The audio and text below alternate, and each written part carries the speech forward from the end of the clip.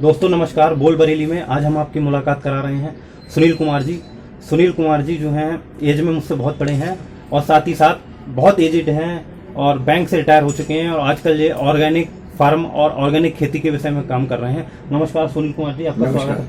तो क्या है ऑर्गेनिक फार्म और क्या है ये ऑर्गेनिक चीज़ें? देखिए, ये ऑर्गेनिक फार्मिंग कोई अलग चीज़ नहीं है।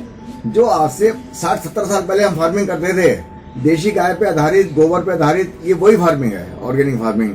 हुआ क्या कि सन 60 तक हम लोग खेती करते रहे गोबर से जी। उसके बाद हम लोग प्रोडक्शन को बढ़ाने के चक्कर में, हरित क्रांति के चक्कर में नई नई खादें आ गई, रासायनिक खाद आ गई जी। और ये हुआ कि उत्पादन गोबर से कम होता है, रासायनिक खाद से उत्पादन ज्यादा होगा, तो किसानों को रासायनिक खाद यूज करने की आदत डाली गई जी। और धीरे धीरे रासायनिक खाद को सब लोगों ने अपना लिया और पूरा इंडिया में रासायनिक खाद पे खेती होने लगी जी।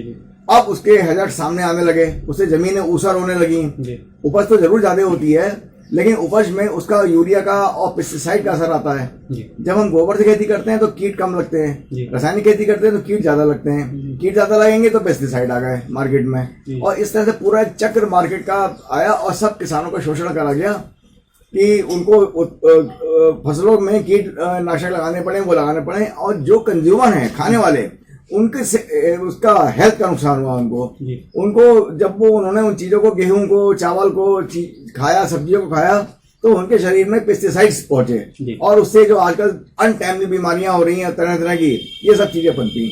तो मैं स्टेट बैंक में बेसिकली मतलब I was working in state bank of India and at the time of retirement I was chief manager in SBI। After retirement मुझे ये लगा कि पर्यावरण पे कुछ करना चाहिए, इस चीज को सुधारना चाहिए।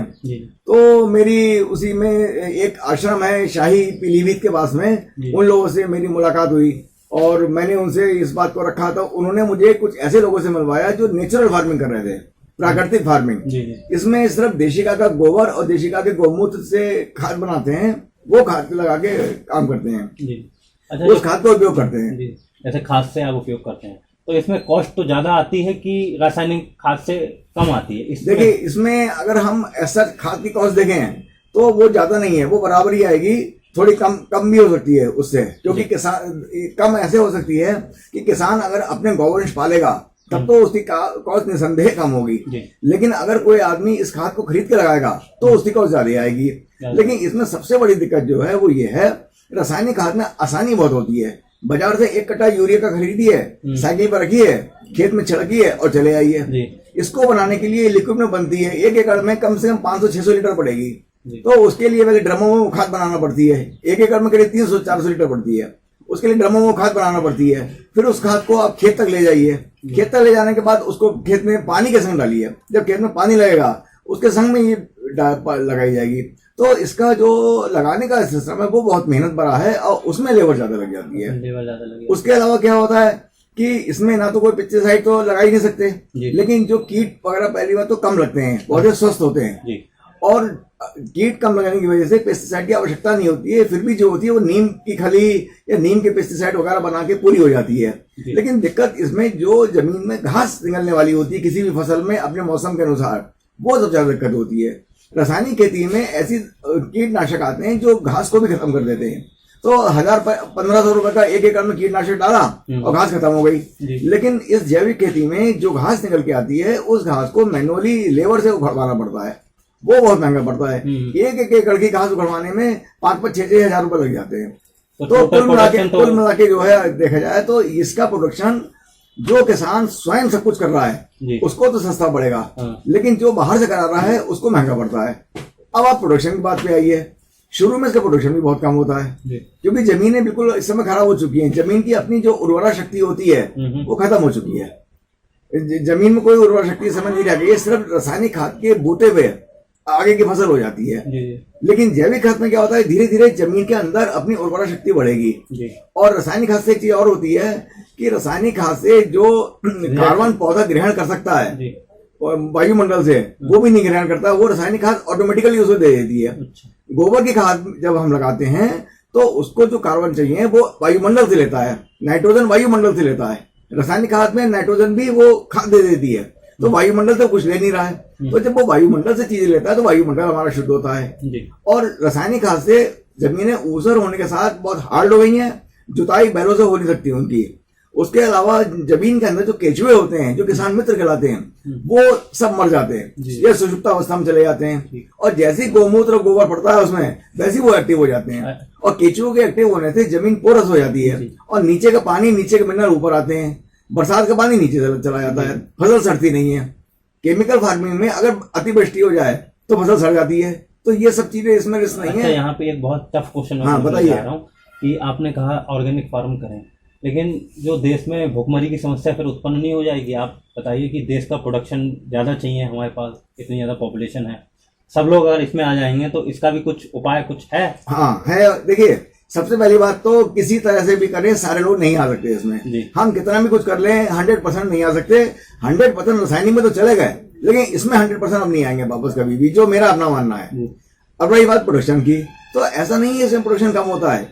सारा प्रोडक्शन डिपेंड करता है जमीन में कार्बन परसेंटेज कितनी है। आज की तारीख में जमीन में 0.2%, 0.3% कार्बन रह गया है, और एक अच्छी खेती के लिए 0.7, 0.8, 0.9% कार्बन होना चाहिए। और बहुत अच्छी खेती अगर कार्बन 1%, 1.5% हो जाए, 2% कार्बन हो जाए, तो जितना प्रोडक्शन रासायनिक से हो रहा है ना, इससे 5 गुना प्रोडक्शन होगा। तो हमें जमीन में कार्बन को बढ़ाना है। तो कार्बन रासायनिक खेती से कभी नहीं बढ़ेगा, धीरे धीरे और कम हो गया। लेकिन जैविक खेती जैसे जैसे जैसे जैसे हम करते जाएंगे, वैसे वैसे जमीन में कार्बन बढ़ेगा। रही बात पुराने समय की, जब आप बता रहे हैं, तो उस समय बहुत सारी टेक्निक नहीं थी, इसलिए प्रोडक्शन कम होता था। आज बहुत सारी टेक्निक आ गई। पहले ज्यादातर हम लोग रेन पे डिपेंड करते थे, और सब जगह ट्यूबवेल, सिंचाई के साधन हो गए, तो अब बीज बहुत अच्छे आ गए। तो इन सब वजह से ऐसा नहीं होगा। अगर हम सब जैविक खेती पे चले भी जाएंगे तो भी किसी हालत में प्रोडक्शन कम नहीं होगा। फिर सबसे बड़ी बात पे यहाँ पे और आई है, अगर आज आप प्रोडक्शन का डाटा निकालें तो हमारे पूरे देश में कम से कम 300 मिलियन टन अनाज होता है, जो मेरा अनुमान है। और ये 300 मिलियन टन अनाज खर्च नहीं होता है। इसमें से करीब 20-30% अनाज सड़ जाता है, ये चूहे खा जाते हैं। एफसीआई के गोदामों में बारिश से सड़ जाता है अनाज, और वो सड़ा हुआ अनाज शराब फैक्ट्री को दिया जाता है और शराब बनती है उसकी। कुछ लोग तो कहते हैं इसमें लोगों की भागीदारी है, जानबूझ के कराया जाता है ऐसा। तो मेरा कहने का मतलब ये है कि यदि हम अनाज को समुचित रूप से रखेंगे तो जैविक खेती भी नहीं कहूंगा, मैं से कहूंगा प्राकृतिक आध्यात्मिक खेती, देशी गाय पे आधारित, उस खेती से इतना अनाज प्रोड्यूस हो जाएगा कि वो हमें किसी तरह से भी भुखमरी की बात नहीं आएगी। उल्टे हमारा स्वास्थ्य अच्छा होगा और गौ माता की रक्षा होगी। आज गौवंश जो है मजबूर है सड़कों पर घूमने को, और उनका दुर्दशा है, क्योंकि किसान को उसकी जब जरूरत नहीं है तो पालता नहीं है, और जब वो उसको गोबर की, मूत्र की जरूरत होगी, उसका महत्व समझेगा, तो वो उन्हें पालेगा तो उन करेगा। भारतवर्ष में 15 करोड़ किसान हैं और 8 करोड़ गौवंश हैं। अगर हर किसान एक गौवंश पालेगा तो आधे किसान गौवंश पाल सकते हैं। तो कैसे हमारी गौ माता सड़क पे घूम रही है? उस सारे किसानों ने गौवंश पालना ही छोड़ दिया, इसलिए ये सब स्थिति हुई है। तो मैंने इसी सबको सोच के, सुभाष पालेकर जी हैं, पद्मश्री सुभाष पालेकर, अमरावती पूना के, वो इसके जनक हैं। पिछले 40 वर्षों से वो ये खेती करा रहे हैं। तो उनके ही संपर्क के कुछ लोगों से मेरा संपर्क हुआ, उन्होंने ही मुझे इस खेती के बारे में बताया, और मैं शाही गुरुकुल आश्रम जो है, उनकी जो जमीन है, उस जमीन को मैंने किराए पे लेके मैं ये आध्यात्मिक खेती करा रहा हूँ, जिसमें मुझे 3रा वर्ष है। ये 2 वर्ष हो चुके हैं। उसमें मैं धान की फसल लगाता हूँ, गेहूं की फसल लगाता हूँ, सरसों लगाई, मसूर लगाई मैंने उसमें, और उसमें क्या नाम है, गन्ना के लगाते हैं।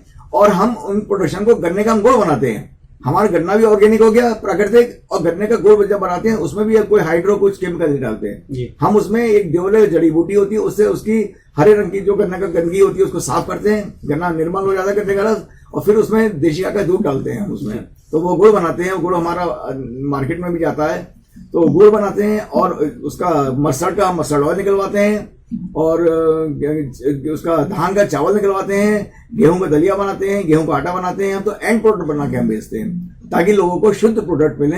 ये इस भावना से कि जमीनें शुद्ध हो, कि लोगों को शुद्ध प्रोडक्ट मिले, और जो भी एम्पावरमेंट है वो विलेज का हो, इस भावना से मैंने इस चीज को करा है। और अभी तो मुझे बहुत दिक्कतें आ रही हैं प्रोडक्शन को लोगों को समझाने में, बेचने में भी, और मुझे बहुत लॉस हो रहा है, इसलिए मैं किसी किसान को नहीं जोड़ पाया। लेकिन मेरा अभी मतलब अंदर का मन है, और मैं करूंगा भी। जब मैं ब्रेक इवन की स्थिति पे आ जाऊंगा तो मैं और किसानों को जोड़ूंगा, और किसानों को जोड़ के मैं इस चीज को आगे बढ़ाऊंगा, और लोगों के स्वास्थ्य रक्षा इससे बहुत अच्छी होगी। और ये मेरा एक स्वप्न है, जिसको मुझे आशा है कि मैं अवश्य पूरा करूंगा। आपने कोई डिवाइस वगैरह बनाई है उसके? हाँ, एक चीज मैं और आपको बताना चाहूंगा, मैंने कुछ पर्यावरण पे भी काम किया। क्योंकि पर्यावरण जो है वो बड़ी आज की तारीख में सब जगह होता है ऐसा, एयर पोल्यूशन इतना है, एयर पोल्यूशन इतना है। अब एयर पोल्यूशन का है? एयर पोल्यूशन जो है वो या तो धूल मिट्टी का है या कार्बन डाइऑक्साइड का है, ऐसी चीजों का है, और बाकी तो कोई ऐसी चीज नहीं है। तो होता क्या है कि हम सब लोग अपने घर का जितना कूड़ा निकलता है वो सब बाहर डस्टबिन में डाल देते हैं। डस्टबिन से कूड़ा उठा के किसी ढेर पर डाल दिया जाता है, वहां पे गाय उसे खाती हैं, कहीं थैली खा जाती हैं, कहीं कुछ और चीजें खा जाती हैं, खराब चीजें, और ये पूरा चक्र चलता रहता है और कूड़ा सड़ता है, बदबू होती है, सब खराबी होती है, नीचे का भूजल खराब होता है। तो मैंने एक ऐसी डिवाइस बनाई है जिसमें हमारा जितना किचन का वेस्ट होगा, जैसे फलों के छिलके, सब्जी के छिलके, सड़े हुए फल, गले हुए सब्जी, वो सब आप उस डिब्बे में डाल दीजिए जितना बायो वेस्ट है, और उसमें हम एक बैक्टीरिया डालते हैं जिसको हम डिकम्पोजिशन बैक्टीरिया कहते हैं। वो बैक्टीरिया उसको गला देगा और गला के लिक्विड बना देगा। वो लिक्विड जो है आप उसको बहुत अच्छी जैविक खाद के रूप में यूज कर सकते हैं अपने किचन गार्डन में, अपने प्लांट में, अपने गमलों में, अपनी सब जगह। तो दोनों काम होते हैं, एक तरफ तो आपको जो किचन का वेस्ट निकला उसको फेंकने की से बच गए आप, उसकी गंदगी से आप बच गए, और आपको एक खाद मिल गई। तो इस तरह से मैंने वो बनाया है। तो काफी बरेली में मैंने अब तक मैं समझता हूँ कि 40-50 लोग घरों में मैंने ये चीज शुरू करा दी है। और मुझे ये कंसेप्ट लोक भारती से मिला था। लोक भारती क्या है ये? लोक भारती एक संस्था है, सामाजिक संस्था है जो कि पर्यावरण के लिए काम करती है, और इसके और भी कई काम है, नदियों की सफाई, ये पेड़ लगवाते हैं, पंचपल्लव, पंचवटी, इस टाइप से इनके पेड़ हैं, पीपल, गूलर, बरगद, इन पेड़ों को ज्यादा देते हैं क्योंकि ये पेड़ जल कलश कहलाते हैं। जहां भी ये पीपल, गूलर, बरगद, बड़, इसके पेड़ लगते हैं, आम, तो ये नीचे का पानी ऊपर लेके आते हैं, इसीलिए इनको जल कलश कहते हैं। और हमारी हिंदू मैथोलॉजी में जब भी पूजा करते हैं तो कलश में जो 5 पत्तियां रखी जाती हैं वो इन्हीं पेड़ों को रखी जाती हैं, और उसका ये सिग्निफिकेंस है कि पानी को हमें मतलब पानी की आपूर्ति हमारी होती रहे। वो जो कलश है वो इसी का सिग्निफिकेंस है। तो जहाँ पे इस टाइप के पेड़ लगेंगे वहां पानी का लेवल, वाटर लेवल हाई हो जाएगा। लेकिन आजकल हम यूकेलिप्टस, आजकल हम ये अशोक और ये सब जितने ऑर्नामेंटल पेड़ है वो लगाते हैं। तो हम सब अपनी पुरानी परंपराओं से हट गए हैं, उसी पे हमें वापस आ जाएं, वही हमारी ये जैविक खेती है। अच्छा, अब हमें वो डिवाइस दिखाइए। हाँ, मैं आपको डिवाइस दिखाता हूँ। ये बहुत सिंपल है। इसमें देखिए, एक ये हम वैसे ही बकेट लेते हैं जी, और ये बकेट बाजार से भी मिल जाती है, या घर में पेंट की खाली बकेट किसी के पास हो तो खाली बकेट ले सकते हैं। एक ढक्कन जी, ये ढक्कनदार बकेट होनी चाहिए जी। उसके बाद ये एक टोटी है, ये हम इसमें फिट करा लेते हैं, किसी भी सैनिटरी वाली दुकान पे फिट हो जाएगी जी, ठीक। लेकिन मैंने ये कर रखा है कि ये टोटी मैंने अपने घर पे लाके रख रखी है, और सबको मैं ये प्रोत्साहित करता हूँ कि मेरे पास सिर्फ बकेट लेके आ जाइए, मैं टोटी स्वयं फिट करूंगा। अच्छा। और टोटी फिट करने के बाद लगाने के बाद एक ही जाली होती है, इस जाली में आलू आते हैं, आलू प्याज। अच्छा अच्छा, ये उसकी जाली है। तो इस जाली को हम इस बकेट के अंदर डाल देते हैं, ऐसे करके देखिए, ठीक ठीक ठीक, डाल के बाहर को मोड़ देते हैं बकेट, इसको, जाली को। ठीक, अच्छा ठीक है जी, हमने वो बना लिया, क्या है जैसे निकालने में आसान है। इसको फिर हम बांध देंगे जाली को यहाँ पे, ठीक ठीक, और इस तरह रखते हैं कि बकेट, ये जाली बकेट में हैंगिंग रहे, तली से टच ना हो। अच्छा, तली से 5 इंच ऊंची रहे। ठीक ठीक। उसके बाद जो भी हमारा वेस्ट होगा वो हम इसमें डालेंगे जी। जैसे ये जो सब्जी के कतरन, फलों के छिलके वगैरह हैं वो ये हैं, वो मैंने इसमें ऐसे करके डाल दिए इसमें जी। और उसके बाद ये एक बैक्टीरिया का सॉल्यूशन है ये सॉल्यूशन कहाँ से मिलेगा अगर हमें चाहिए? ये सबसे पहली बार तो मैं दूंगा जी, सबसे पहले। उसके बाद बकेट के अंदर यही बनेगा। अच्छा, खुद कंपोज होकर यही चीज बनेगी। फिर जो बकेट यूज करेगा वो इसको अपनी बकेट में डालेगा। लेकिन धीरे धीरे ये इतनी ज्यादा क्वांटिटी में बनता है कि बकेट में डालने के बाद बच जाएगा, बचा हुआ आप अपने प्लांट में डालिए। अच्छा, कोई आपसे अगर ये लेना चाहे तो आप वो कैसे कांटेक्ट करें आपसे, ये बताइए। मैंने एक व्हाट्सएप ग्रुप बनाया हुआ है, बी नेचुरल बी हेल्दी। तो अपना फोन नंबर आप बताना चाहेंगे? हाँ, मैं बताना चाहूँगा। बताइए, क्या नंबर है आपका? मेरा फोन नंबर है 8979996428 जी। इस पे कांटेक्ट करें तो आपने सॉल्यूशन से प्रोवाइड करा। बिल्कुल, उनको सारी सुविधा दूंगा उनको। और मेरे व्हाट्सएप ग्रुप में मैंने बी नेचुरल बी हेल्दी सिर्फ इसीलिए बनाया है कि उसमें नेचुरल हेल्थ संबंधी बातें लोग मैसेज डालें कि नेचुरली कैसे हम हेल्दी रह सकते हैं जी जी। तो उससे संबंधित मैसेज या कोई जानकारी उनको मिलती है, वो जानकारी उसमें पोस्ट करें तो सभी को मिलेगी। और उसमें मैंने ये भी कराया कि कहाँ कहाँ नेचुरल प्रोडक्ट लोग उगा रहे हैं, कौन कौन नेचुरल खेती कर रहा है मेरी जानकारी के अनुसार। तो जो भी लोग नेचुरल प्रोडक्ट उगा रहे हैं, सब्जी उगा रहे हैं, कुछ लोग कुछ और फसलें कर रहे हैं, तो वो लोग भी उसमें डालते हैं कि उन पे क्या चीज अवेलेबल है। ठीक ठीक। और उसी के अनुसार जो लोग हैं कंज्यूमर वो खरीद सकते हैं उनको। ठीक। तो ये सॉल्यूशन को हम इस पे डाल देते हैं। बस उसके बाद ये ढक्कन बंद कर देंगे। ठीक। और इसको रख देंगे। अब उसके बाद इस प्रक्रिया को जब करीब 10, 12, 15 दिन हम कर लेंगे जी, तब इसके अंदर बनना शुरू हो जाएगा। यहाँ ये और लिक्विड में चेंज। अच्छा लिक्विड में स्टोटीज हम निकाल लेंगे। निकालता भी रहना है। हाँ, मैं आपको अब मेरी जो बकेट चल रही है अब मैं वो दिखाता हूँ आपको। आप उधर को जरा ठीक, कैमरा ठीक। ले आए, अभी दिखाता तो हूँ। वहां से मैं निकलता हुआ दिखाऊंगा आपको। ठीक। ये देखिए, देख निकल रहा है। ये लिक्विड निकलेगा। इसे हम डायरेक्टली खेतों में यूज कर सकते हैं। इन्हें डायरेक्टली नहीं यूज करेंगे। इसे बकेट में तो चाहे डायरेक्टली डाल दें चाहे पानी में मिलाकर डाल दें, लेकिन खेत में डालने के लिए कम से कम 10 गुना पानी मिलाना पड़ेगा इसमें। अच्छा, पानी के साथ। हाँ, 10 गुना पानी के साथ यूज कितना टाइम लग जाता है लगभग इसे कन्वर्ट होने में? इसे 10 से 15 दिन लगते हैं। 10 से 15 10 से 15 दिन में आपकी बाल्टी से निकलने लगेगा। अच्छा अच्छा। अनुरोध करूंगा कि इस बकेट का उपयोग जरूर करें, क्योंकि पर्यावरण सुरक्षा हमारा सबसे पहला कर्तव्य है जी। हम अगर आज पर्यावरण सुरक्षा नहीं करेंगे तो हमारी आने वाली जो जनरेशंस हैं उनको और ज्यादा दिक्कत होगी। यहाँ पे मैं एक बात और कहना चाहता हूँ। मैं ये कहना चाहता हूँ कि आज कोरोना के आने के बाद सब जगह इम्यूनिटी की बात हो रही है जी। और इम्यूनिटी कैसे बनती है और कैसे खत्म होती है। जितना हम साफ सफाई से रहेंगे, जितना हम धूल मिट्टी से बच के रहेंगे, उतना ही हमारी इम्यूनिटी कम होगी। और अच्छा, जितना हम नेचर के साथ रहेंगे। हाँ, जितना हम नेचर के साथ रहेंगे उतना हमारी इम्यूनिटी बढ़ेगी। जी। हुआ क्या कि पिछले 15-20 सालों में, पिछले 50 सालों में हम नेचर से हटते चले गए और आ गए। तो आज मेरी तो इम्यूनिटी चलो ठीक होगी, लेकिन मेरे बच्चों की इम्यूनिटी, आने वाली जनरेशन की इम्यूनिटी और कम होगी। जी। तो मेरा कहने का मतलब ये है कि अगर हम इस तरह की हैबिट बच्चों में नहीं डालेंगे, पर्यावरण नहीं करेंगे, पर्यावरण को बचाएंगे नहीं, तो उनकी इम्यूनिटी और कम हो जाएगी, क्योंकि वो और दूर भागेंगे, तो वो और खराब स्थिति होगी। इसलिए हम सबको पर्यावरण से जुड़ना पड़ेगा ताकि हमारी इम्यूनिटी बढ़े। बाकी इसके लिए मैं एक 2-3 सजेशन और देता हूँ वाटर कंजर्वेशन के लिए। बकेट के अलावा मैं लोगों से कहता हूँ कि अपनी किचन में एक सिंक में एक बकेट रख दें, खाली बकेट, और जितना धोने का पानी है वो उसमें इकट्ठा करके गमलों में डाल दें। और एक प्लास्टिक की थैली को बिल्कुल तौबा करें, किसी तरह से प्लास्टिक की थैली का यूज ना करें, और जब भी बाजार जाएं तो थैला लेके जाएं। तो मैं अपने व्हाट्सएप ग्रुप में जो बी नेचुरल बी हेल्दी है, इस तरह की रिक्वेस्ट करता रहता हूं, और इंटरनेट पे स्टडी करके चीजों के बारे में कि किसमें ज्यादा प्रोटीन है, किसमें क्या है, ऐसे मैं मैसेज उसमें डालता रहता हूँ। लोगों से निवेदन करता रहता हूँ कि ज्यादा से ज्यादा प्रकृति से जुड़े। यही मेरा एक इस समय रिटायरमेंट के पोस्ट रिटायरमेंट लाइफ में मैं चाहता हूँ कि इसी तरह से मैं आगे इसको करता रहूँ। और मुझे इसका एक बात और है कि मुझे लोगों से प्रोत्साहन भी बहुत मिल रहा है। जी जी। सारे लोग मेरी काफी आइटम को लाइक करते हैं और मेरे से लेके जाते हैं। ठीक, धन्यवाद सुनील। Thank you. देखिए हमारे साथ हैं प्रेम शंकर जी। प्रेम शंकर जी, आप बताइए ऑर्गेनिक जो आपने खेती की है, या आपका क्या एक्सपीरियंस रहा है इसके बारे में? भाई मेरा एक्सपीरियंस, मैं तो बेसिकली इनके सुनील जी के साथ ही इस अभियान से जुड़ा जी। और जुड़ते ही और भी कई लोग, हम लोग 10, 12, 15 लोग होते चले गए। और इसका सबसे पहले मैंने इसी बाल्टी से शुरू किया काम, और उसके बाद से मेरी पत्नी जो है वो 400-500 गमले लगाए हुए हैं, और वो हर साल जो है साल भर में 2-2.5 हजार रुपए खाद में और इन सब चीजों में, इंसेक्टिसाइड में, पेस्टिसाइड में खत्म कर दिया करती थी। परंतु जब से मैंने ये लिक्विड लगाया है, ये बकेट लगाई है और इसका लिक्विड मैं यूज कर रहा हूँ, उनके पौधे इस कदर हेल्दी हो गए हैं, कुछ कहने को नहीं। और उनकी ही प्रेरणा से हमारी और भी उनकी कई फ्रेंड्स जो हैं उन्होंने इस बकेट का यूज किया है। ठीक, धन्यवाद। Thank you. देखिए हमारे साथ हैं डॉक्टर राम कुमार आर्य जी। बताइए क्या बताना चाहेंगे आप ऑर्गेनिक इस खेती के बारे में? अच्छा, मैं गुरुकुल साई पीलीभीत में गुरुकुल चलाता हूँ, उसका मैं प्रबंधक हूँ। वहाँ पर हमारी कृषि योग्य भूमि है, जिसमें श्री सुनील अग्रवाल जी हैं, ये मिलकर हम लोग जैविक खेती कर रहे हैं।